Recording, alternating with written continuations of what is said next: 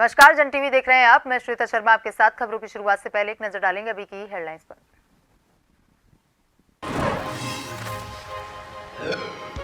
देहरादून में सीएम धामी ने की उद्योग विभाग की समीक्षा बैठक। का समिट के तहत हुए करारों की ग्राउंडिंग पर किए जाएं कार्य। युवाओं को रोजगार और स्वरोजगार से जोड़ना प्राथमिकता।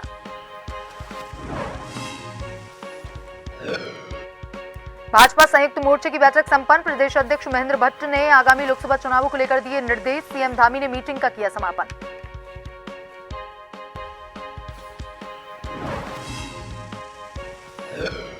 जल्द बुलाया जाएगा विधानसभा का सत्र। संसदीय कार्य मंत्री प्रेमचंद अग्रवाल ने राज्य आंदोलनकारियों को दिया भरोसा। जल्द लागू होगा 10% क्षितिज आरक्षण।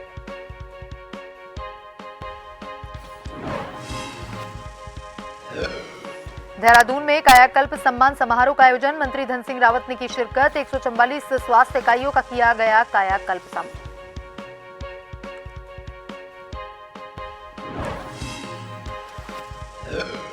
उत्तराखंड में कड़कड़ाती ठंड के बीच कोहरे का अलर्ट। माइनस में पहुंच गया है तापमान। सड़कों पर चूने का छिड़काव। बर्फबारी से हुए पहाड़ सफेद।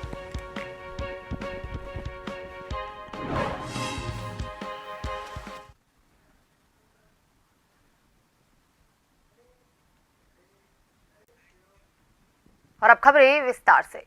मुख्यमंत्री पुष्कर सिंह धामी ने गुरुवार को सचिवालय में उद्योग विभाग की समीक्षा के दौरान अधिकारियों को निर्देश दिए कि डेस्टिनेशन उत्तराखंड इन्वेस्टर समिट के तहत हुए करारों की ग्राउंडिंग के लिए और तेजी से कार्य किए जाएं। मुख्यमंत्री ने कहा कि राज्य के युवाओं को रोजगार और स्वरोजगार से जोड़ना राज्य सरकार की शीर्ष प्राथमिकता है। डेस्टिनेशन उत्तराखंड के तहत हुए करारों की ग्राउंडिंग के लिए संबंधित विभागों द्वारा किए गए कार्यों का प्रस्तुतिकरण के माध्यम से पूरा ब्यौरा देने के निर्देश भी मुख्यमंत्री ने दिए।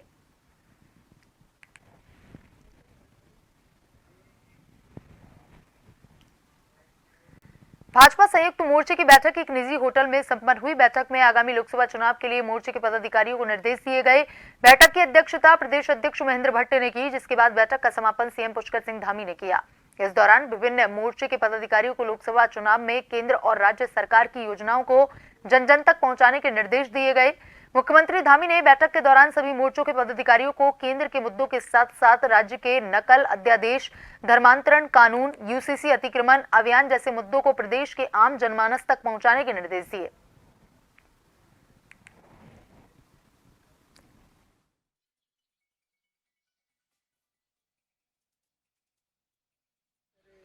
हमारे प्रधानमंत्री आदरणीय मोदी जी के नेतृत्व में अनेक जो योजनाएं पिछले 9.5 वर्षों में उत्तराखंड राज्य के लिए स्वीकृत हुई हैं। देश का विकास जिस प्रकार से हुआ है, उत्तराखंड राज्य का विकास हुआ है, हमारे सभी कार्यकर्ता जन जन तक ले जाएंगे। प्रदेश सरकार के द्वारा जो निर्णय लिए गए हैं और हमने हमेशा जो उत्तराखंड राज्य के हित को हमेशा प्राथमिकता दी है। अनेकों हमने कानून लागू किए हैं, नकल अध्यादेश हम लेकर आए हैं। 10 जनवरी से लेकर और मार्च के माह तक के कार्यक्रम श्रृंखला बनी है। हमने सभी मोर्चों को उनके कार्यक्रम की तिथि, उसके स्वरूप का मोर्चे के अध्यक्षों द्वारा भी हमारे सामने विषय रखा गया और उसको ध्वनि मत से आज की बैठक में पारण भी हुआ है। मुख्य रूप से मुख्यमंत्री जी ने किन विषयों को लेकर जनता के बीच में जाना है, उनके समाज की हर मोर्चे का अलग क्षेत्र होता है, उस क्षेत्र में उन पर मुख्यमंत्री ने बहुत विस्तार में प्रकाश डाला है। मुख्य रूप से जो विषय आज के परिप्रेक्ष्य में विरोधी दल द्वारा चलाए जा रहे हैं वो एक भ्रमित करने के उनके कुछ बिंदु हैं। देहरादून स्थित ITDR सभागार में कायाकल्प सम्मान समारोह का आयोजन किया गया, जहां मुख्य अतिथि के तौर पर स्वास्थ्य मंत्री डॉक्टर धन सिंह रावत ने शिरकत की। साथ ही इस मौके पर स्वास्थ्य सचिव डॉक्टर R राजेश कुमार, स्वास्थ्य महानिदेशक विनीता शाह सहित स्वास्थ्य विभाग से जुड़े तमाम आला अधिकारी मौजूद रहे। आपको बता दें, मौजूदा वर्ष में करीब 144 स्वास्थ्य इकाइयों को कायाकल्प सम्मान दिया गया है। इस मौके पर स्वास्थ्य मंत्री डॉक्टर धन सिंह रावत ने कहा कि यह सम्मान अस्पतालों के पैरामीटर पर दिया गया है।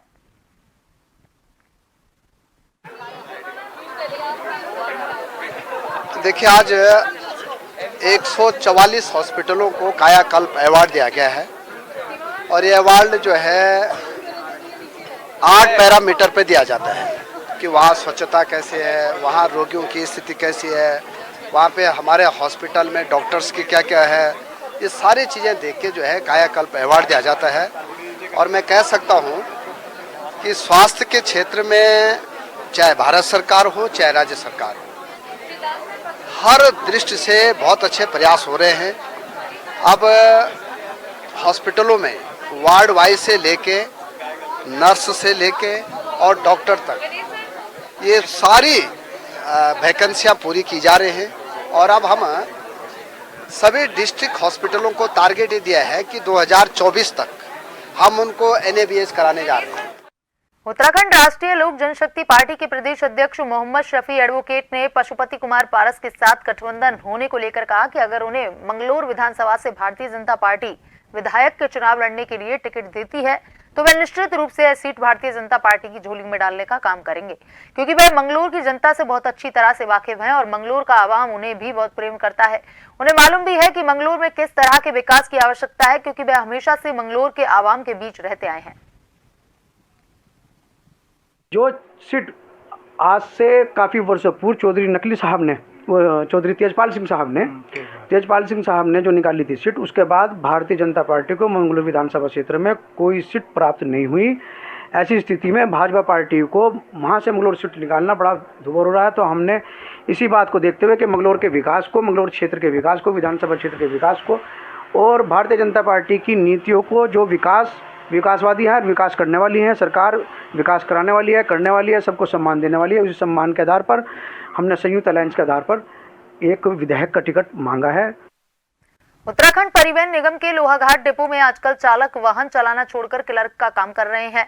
लोहाघाट डिपो के वर्कशॉप व कार्यालय में क्लर्क न होने से निगम प्रबंधन के द्वारा चालकों से जबरन क्लर्क का काम करवाया जा रहा है, जिस कारण कार्य में काफी गलतियां होने से कई दिक्कतों का सामना चालक व परिचालकों को झेलना पड़ रहा है।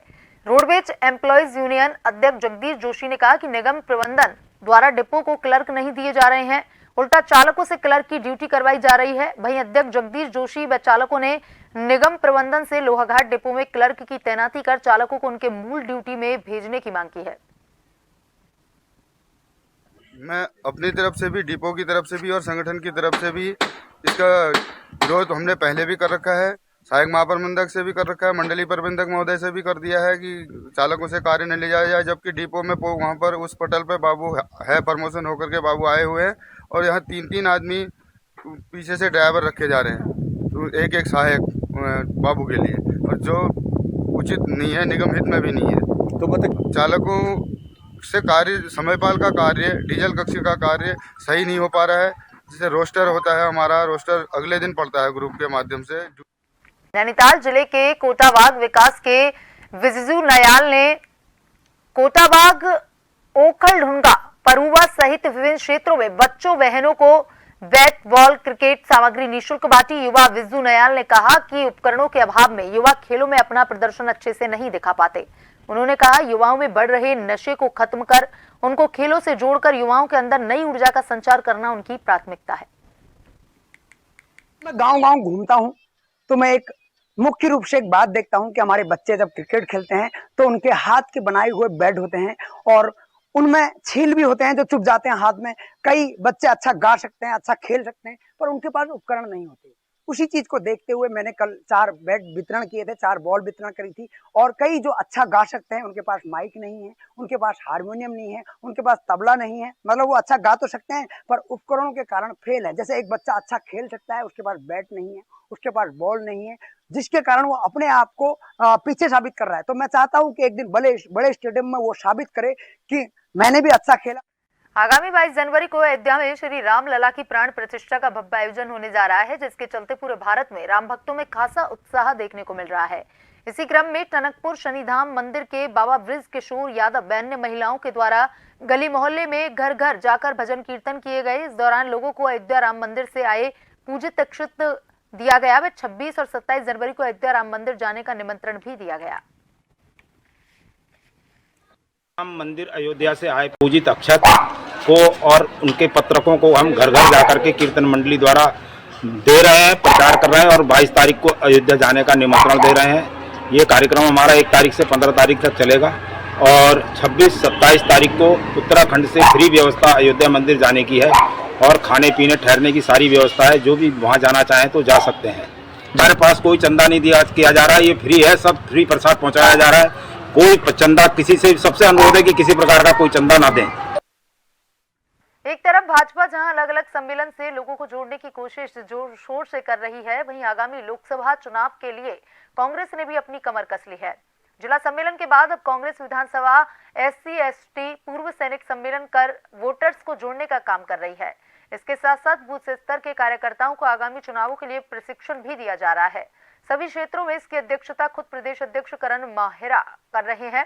कांग्रेस के प्रदेश उपाध्यक्ष मथुरा दत्त जोशी ने बताया कि सम्मेलन के माध्यम से कांग्रेस दिन प्रतिदिन मजबूत होती नजर आ रही है, जिससे आगामी लोकसभा चुनाव की 5 सीटों की जीत का रास्ता आसान दिख रहा है।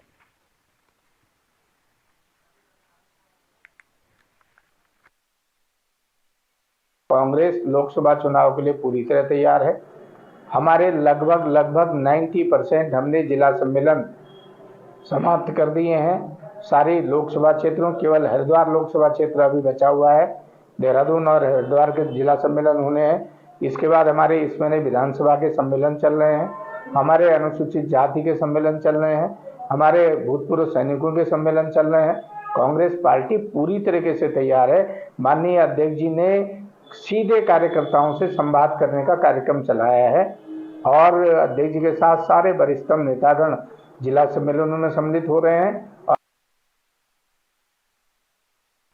लोकसभा चुनाव 2024 के लिए कांग्रेस नेताओं ने अपनी दावेदारी शुरू कर दी है। नैनीताल उधम सिंह नगर संसदीय क्षेत्र में लोकसभा चुनाव में कांग्रेस के वरिष्ठ नेता डॉक्टर गणेश उपाध्याय ने प्रेस वार्ता की और अपनी दावेदारी पेश की। इस दौरान उनके समर्थन में पूर्व कैबिनेट मंत्री हरीश चंद्र दुर्गापाल सहित नैनीताल उधम सिंह नगर के कई कांग्रेसी दिग्गज दिखाई दिए। प्रेस वार्ता में डॉक्टर गणेश उपाध्याय ने कहा कि वो 40 साल से कांग्रेस में जुड़े हैं और विभिन्न सामाजिक दायित्वों का निर्वहन कर पार्टी संगठन के लिए लगातार कार्य करते रहे हैं और किसानों के लिए उन्होंने सड़क से लेकर हाईकोर्ट तक कई लड़ाइयां लड़ी हैं।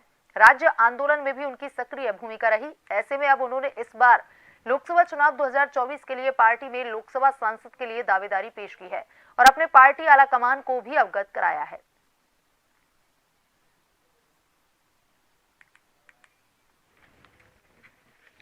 हमारे जितने भी मित्र लोग दावे दे रहे, अच्छी बात है, ये लोकतंत्र सबको अधिकार है, लेकिन हमें यकीन है हमारे बहुत से मित्रों का मेरे पास फोन आ चुका है, उपाध्याय जी आप अगर लोकसभा का अगर दावेदारी कर रहे हैं, मैं आपके साथ हूँ, डिजर्विंग कैंडिडेट है, ये हमारे मित्र ने कह रखा है।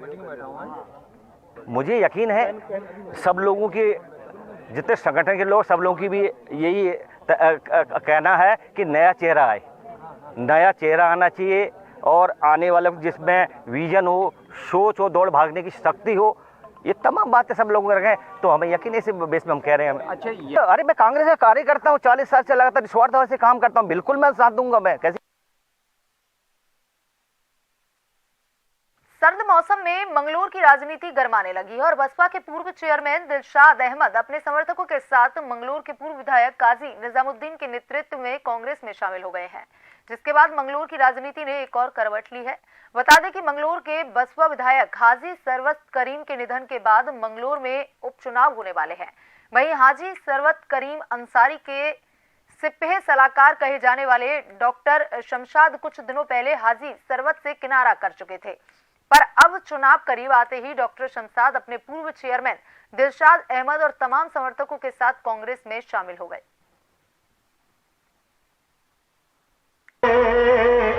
हमारे भाई डॉक्टर शमशाद साहब, मंगलौर के चेयरमैन हाजी दिलशाद साहब, दोनों अपने साथियों के साथ कांग्रेस में आए हैं। कांग्रेस में आस्था व्यक्त की है राहुल गांधी जी खड़गे साहब के नेतृत्व में, तो इससे हमको बहुत मजबूती मिलेगी।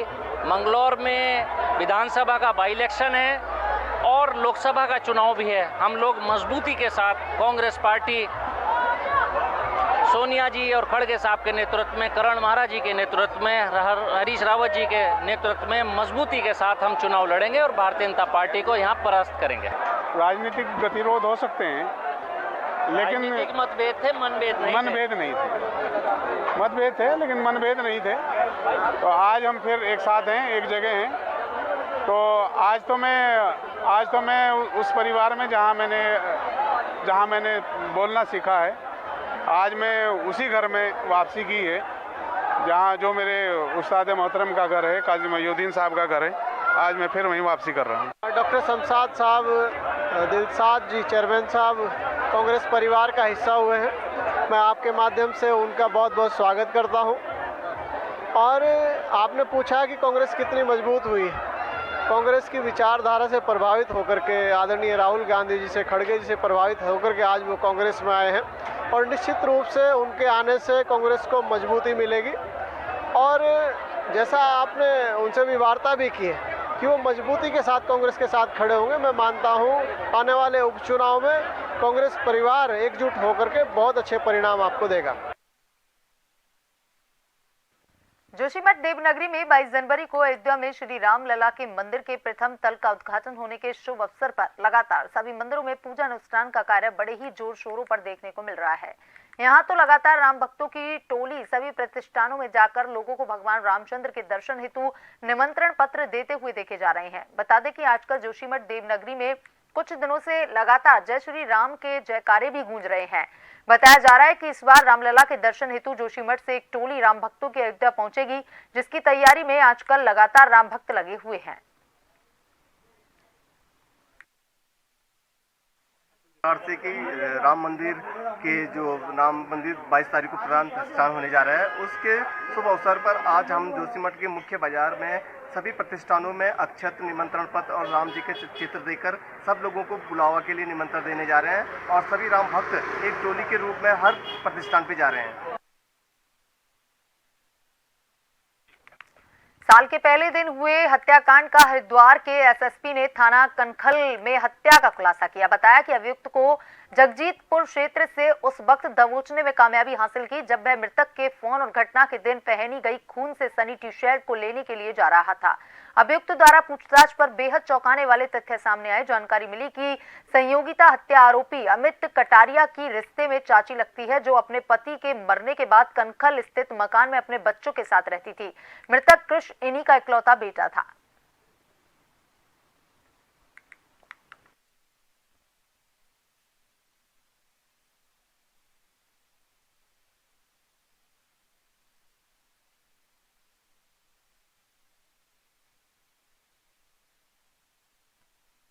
तारीख को थाना कनखल में एक 17 वर्षीय युवक की बच्चे की एक हत्या का मामला संज्ञान में आया है। इसका नाम यश उर्फ कृष था और ये रात के समय अपने परिजनों से कह के अपने एक परिचित के साथ बाहर निकला था। उसके बाद सुबह इसकी डेड बॉडी प्राप्त हुई थी, जिसको पुलिस ने संज्ञान में लेकर तत्काल इसमें पंजीकृत किया गया था। तहकीकात के बाद जो सारी चीज़ें जब इसके खुलासे में आए तो इसमें इसी का एक परिचित अमित कटारिया जो है वो इसमें मुख्य अभियुक्त के रूप में सामने आया है। बाकी अन्य पहलुओं की भी जांच की जा रही है। और खबर जनपद उधम सिंह नगर के जसपुर से है, जहां सावित्रीबाई फुले के जन्मदिन के अवसर पर प्रगतिशील महिला एकता केंद्र और प्रगतिशील भोजन माता संगठन के कार्यकर्ताओं ने एक जुलूस निकाला और उपजिलाधिकारी जसपुर को अपनी समस्याओं से संबंधित ज्ञापन सौंपा। प्रगतिशील महिला एकता केंद्र की कार्यकर्ता साहिस्ता ने बताया कि भोजन माता लंबे समय से संघर्ष कर रहे हैं। पूर्व शिक्षा मंत्री द्वारा कहा गया था कि भोजन माता का मानदेय 5000 किया जाएगा, लेकिन अभी तक घोषणा अधर में लटकी हुई है। हमारी मुख्य मांग है कि भोजन माता को स्थायी किया जाए और जो घोषणा की गई थी 5000 रुपए की, उसे तत्काल लागू किया जाए और भोजन माताओं को स्थायी किया जाए और न्यूनतम वेतन 15000 किया जाए। इसको लेकर आज उप जिला अधिकारी को ज्ञापन दिया गया और अगर मांगे नहीं मानी गई तो आगे यूनियन एक्शन लेगी। भोजन माता संगठन जो है लंबे समय से संघर्ष कर रहा है और जो है वो आज जो है अपनी मांगों को लेकर यहाँ पर आया हुआ है। पूर्व शिक्षा मंत्री ने ये बात करी थी कि हम तत्काल जो है 5000 रुपये लागू करेंगे। वो मांग भी जो है जो घोषणा की थी वो भी अभी तक अधर में लटकी हुई है। फिर और स्कूलों में बहुत सारे स्कूलों में अभी भी जो है भोजन माताएं जो है चूल्हे पे खाना बनाने को मजबूर हैं और उनके अलावा जो भोजन बनाने का जो उनका काम है उसके अतिरिक्त भी उनसे काम कराया जाता है, चाहे फील्ड साफ कराना हो, टॉयलेट साफ कराना हो या उसके अलावा भी बहुत सारे काम है जिसमें भोजन माताओं को लगाया जाता है। भोजन माताओं द्वारा जो है अपनी कुछ सुविधाओं को लेकर यहाँ पे धरना दिया गया और एक ज्ञापन दिया गया जिसमें उनकी कुछ मांगे हैं। उसके बारे में शिक्षा विभाग से बात की जाएगी। जितना पॉसिबल है, जो अगर यदि जिला स्तर से संभव है उसको पूरा करना तो हम जिला स्तर से पूरा उसको करने के लिए प्रयास करेंगे, नहीं तो शासन स्तर पे उसको भेजा जाए। आमतौर पर पुरुषों द्वारा वाहन चलाना देखा जाता है, लेकिन अब धीरे धीरे महिलाएं इस दौर को बदलते हुए नजर आ रही हैं। बता दें कि राजधानी देहरादून के आरटीओ कार्यालय में बीते वर्ष 2023 में पहले के मुकाबले काफी ज्यादा महिलाओं द्वारा ड्राइविंग लाइसेंस बनवाने के आवेदन किए गए हैं। इस बात को लेकर देहरादून के आरटीओ शैलेश तिवारी ने कहा कि वर्ष 2023 में 8,500 ड्राइविंग लाइसेंस बने हैं, जिनमें से 2,000 से अधिक लाइसेंस महिलाओं के हैं। साथ ही उन्होंने कहा कि परिवहन विभाग द्वारा महिलाओं को वाहन चलाने को लेकर निःशुल्क ट्रेनिंग भी दी जा रही है और हमारा यह प्रयास है कि आगे चलकर महिलाएं टैक्सी भी चलाएं। अब इस मामले में जागरूकता काफ़ी बढ़ रही है। पहले जब हम लोग देखते थे तो काफ़ी कम महिलाएं मिलती थी सड़कों पे गाड़ी चलाते हुए, लेकिन अब महिलाएं काफ़ी आगे निकल कर आ रही हैं। ये बहुत पॉजिटिव डेवलपमेंट हो रहा है और देहरादून में तो महिलाओं में ड्राइविंग सीखने के प्रति जो क्रेज है वो काफ़ी बढ़ता जा रहा है। हमारे आरटीओ ऑफिस देहरादून में इस साल भी 8,500 ड्राइविंग लाइसेंस अभी तक बने हैं, जिनमें 2,000 से अधिक ड्राइविंग लाइसेंस महिलाओं के हैं। मेरा सुझाव है कि महिलाएं और भी आगे आएं। परिवहन विभाग हमेशा तत्पर है उनको सेवा देने के लिए। बुलेटिन में अभी तक के लिए इतना ही। बने रहिए जन टीवी के साथ। नमस्कार।